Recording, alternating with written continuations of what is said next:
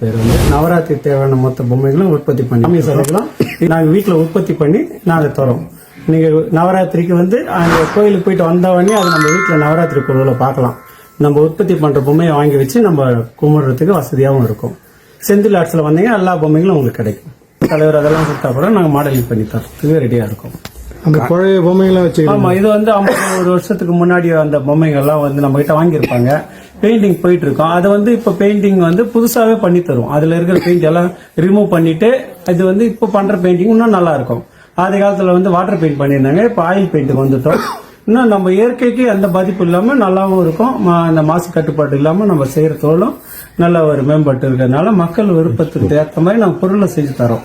நீங்கள் வந்து செந்தில் ஆர்ட்ஸ் கம்பெனிக்கு நேராக வந்து பார்த்தீங்கன்னாவே உங்களுக்கு ஆர்வமாகவே இருக்கும். எந்த பொருள் நம்ம வாங்கணும்ன்ற ஒன்று வாங்க வருவீங்க. பார்த்த உடனே பல மாடல் பார்த்த உடனே நிறைய விரும்பி வாங்கிட்டு போகிறாங்க. மக்களோட ஆதரவு எப்படி இருக்கு எங்களுக்கு எல்லாருக்கும் மக்களுக்கும் நாங்கள் நன்றி சொல்ல எங்கள் தொழிற்சாலை